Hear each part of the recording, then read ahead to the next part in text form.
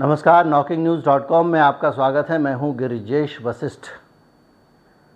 दुनिया भर की सरकारों का जो सबसे घटिया चेहरा है वो उनका फैनेटिक चेहरा है। वो जो अपने धर्म और अपनी धार्मिक मान्यताओं को ज़बरदस्ती थोपने का काम करती हैं, वो चेहरा है। और वो चेहरा एक बार फिर से उजागर हो गया है। जितना भी शफ़ाफ़ कपड़े पहनकर किसी देश का राष्ट्राध्यक्ष, कितनी वे अच्छे कपड़े, चमकीले कपड़े पहनकर, कितनी भी अच्छी मुस्कान ओढ़कर मासूम बच्चों के साथ फ़ोटो खिंचाकर हिटलर भी खिंचवाता था। अपने आप को भला आदमी दिखाने की कोशिश कर ले, लेकिन वो अगर दकियानूस है तो इंसानियत के लिए खतरा है। बेहद खतरनाक है वो आदमी जो दूसरे की आज़ादी पर डाके डालता है। आज मैं बात करूंगा ईरान की और ईरान के हाल के घटनाक्रम की, जिसने किस तरह से हम सबको सोचने पर मजबूर कर दिया है। कहीं मत जाइए, चैनल को सब्सक्राइब कर लीजिए। मैं अभी हाजिर होता हूं, कुछ जानकारियां लाऊंगा, कुछ चर्चा करूंगा।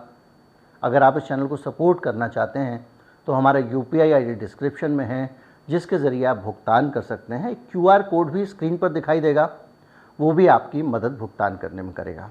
मैं भी आया।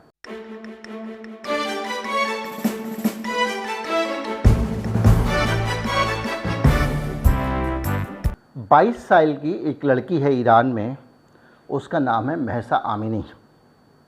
ईरान में बड़े स्तर पे नो टू हिजाब कैंपेन चल रहा है और जो आज़ाद ख्याल लड़कियां हैं वो किसी भी प्रकार की जो ज़बरदस्ती को पसंद नहीं करती हैं, वो उसके ख़िलाफ़ आवाज़ उठा रही हैं।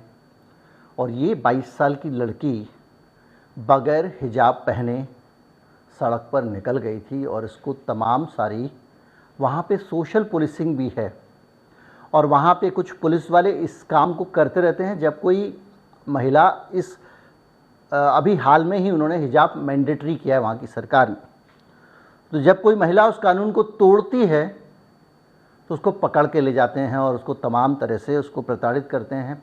और इस लड़की के साथ यही हुआ और ख़बर यह है कि इसकी बाद में मौत हो गई। वहाँ की अथॉरिटी का कहना है कि चोट लग गई होगी, हमने टॉर्चर नहीं किया, ये नहीं किया, वो नहीं किया। लेकिन पुलिस वाले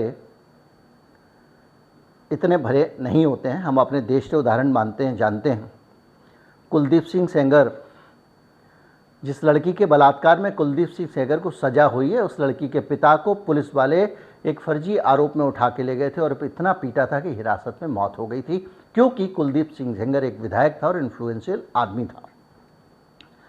अभी हाल में लखीमपुर खीरी में जो रेप हुआ, उस मामले में भी पीड़ित पक्ष के परिवार वालों को पुलिस वालों ने थाने में पीटा था ताकि वो रिपोर्ट दर्ज ना कराएं, मुकदमा दर्ज कराने पे जिद ना करें। यहाँ पे सत्ताधारी ताकत, पुलिस, पॉलिटिकल फोर्स, वो रीजन होते हैं। दूसरा वहाँ पे जो रीजन है वो एक समाज का दकियानूस होना एक बहुत बड़ा रीजन।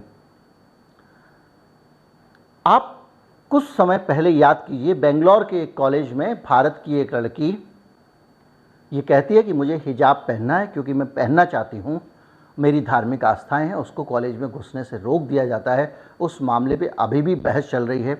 सुप्रीम कोर्ट में मामला है। वहाँ एक जज साहब खुद ही मुकदमा लड़ रहे हैं, ऐसा लगता है। उनके जो रिपोर्टिंग आती है, सारे तर्क वर्क जो है वो दूसरे पक्ष के वकील की तो नौबत ही नहीं आती। चल रहा है फ़िलहाल मुकदमा। उस मामले में हमने इस बात को वज़न दिया कि उस लड़की का हक है कि वो क्या पहने, क्या ना पहने। इसी तरह से ईरान की इस लड़की का भी हक है कि वो क्या पहने, क्या ना पहने। अगर इस देश में, किसी देश में पोशाक क्या पहनी जाए, इसकी भी आज़ादी नहीं है। देखिए, मैं मानता हूँ, इसमें दुनिया में सारे समझदार लोग मानते हैं, मैं अकेला नहीं हूँ, कि भाई आप पोशाक कुछ भी पहनने का मतलब ये नहीं है कि आप अवसर के अनुकूल कपड़े ना पहने। अवसर के अनुकूल कैसे? जैसे कि आप शाम को पार्टी में जा रहे हैं तो आप बिकनी पहन के नहीं जा सकते, वो उसको आप स्विमिंग के लिए रखिए ना। ये बड़ी छोटी सी चीज़ है। पूल, अगर आप जिम में जा रहे हैं, अब आप कोट पैंट टाई पहन के तो नहीं जा सकते ना। वहाँ तक तो प्रतिबंध समझ में आता है कि भाई एक आदमी पता चला हाई हील जूते पहन के आ गया है और कह रहा है मैं ट्रेडमिल पे चलूँगा, तो ट्रेनर बोलेगा ना भाई साहब ऐसा नहीं हो सकता, आपको जो है स्पोर्ट्स शू पहन के आना पड़ेगा।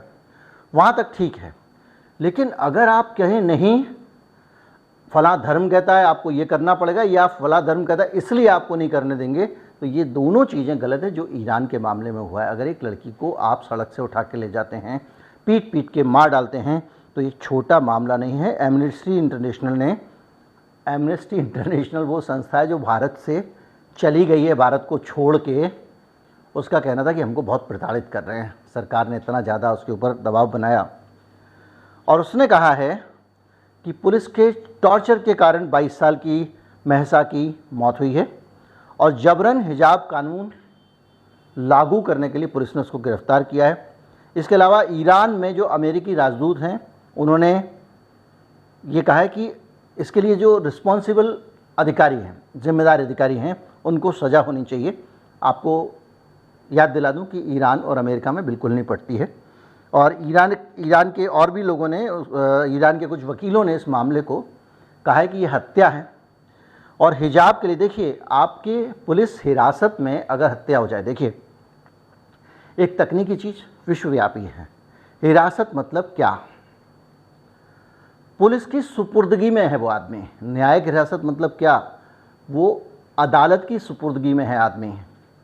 अदालत की देखरेख में उसकी रक्षा प्राण देकर वही करना अदालत की जिम्मेदारी है। और अगर वो पुलिस की हिरासत में, तो पुलिस की जिम्मेदारी है, क्योंकि उस समय उसके परिवार के लोग उसकी सुरक्षा करने के लिए नहीं हैं, उसके संबंधी उसकी सुरक्षा करने के लिए नहीं हैं, वो खुद भी सुरक्षा नहीं कर सकता है क्योंकि उसके पास ऐसा कोई डंडा लाठी हथियार नहीं है।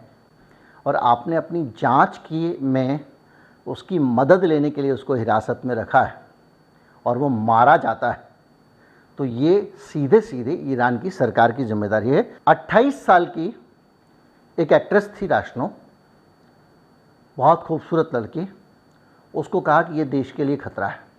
देश के लिए खतरा क्यों? क्योंकि हिजाब नहीं पहनती है।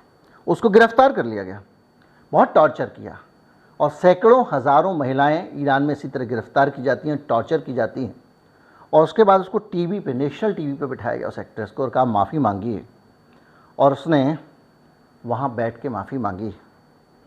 हम अफ़गानिस्तान के तालिबानी शासन की निंदा करते हैं, लेकिन ईरान का ये रवैया कैसे माफ़ किया जा सकता है?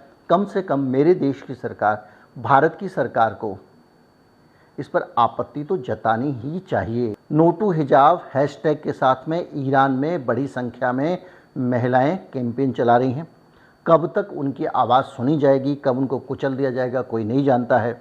और मेरा मानना है कि इस कैंपेन में देश भर में और दुनिया भर में जितने भी लोग इस तरह के दकियानूसी चीज़ों के खिलाफ हैं, उनको शामिल होना चाहिए और एक ट्वीट ज़रूर करना चाहिए, क्योंकि आपके ट्वीट से उन महिलाओं को ताकत मिलती है। सरकार के लिए मैसेज जाता है कि भाई ये मामला बड़ा हो रहा है। बहरहाल जो भी है, भारत हो ईरान हो, हमको कभी कभी लगता है एक ही सिक्के के दो पहलू हैं, एक ही जैसे हैं। कोई बड़ी बात नहीं है कि जिस तरह का सारा माहौल बना जा रहा है, एक और कोई पॉलिटिकल पार्टी आए जो इससे भी ज़्यादा बड़ी वाली हो, उसके बाद कोई और आए और वो कह दे कि आज से घूंघट ज़रूरी होगा, कोई बड़ी बात नहीं है। अगर आप किसी लड़की को हिजाब पहनने से रोक सकते हैं, तो कल के दिन आप उसे घूंघट करने को कह भी सकते हैं। इसमें बहुत ज़्यादा अंतर नहीं है। जब तक प्रगतिशील सोच के लोग इस देश में हैं और मुखर हैं, डर के नहीं बैठे हैं, तब तक ही आप सुरक्षित हैं। उम्मीद करता हूँ वीडियो आपको अच्छा लगा होगा। अच्छा लगा हो तो ज़्यादा से ज़्यादा लोगों तक पहुँचाएँ। ईरान की लड़कियों को सपोर्ट करें, वहाँ की सरकार की इस जुल्म ज़्यादती के ख़िलाफ़ आवाज़ उठाने वालों में शामिल हों। नो टू हिजाब कैंपेन, जिसमें 2 न्यूमेरिक है, उसमें भी कहीं ना कहीं भागीदारी ज़रूर करें। नमस्कार, जय हिंद।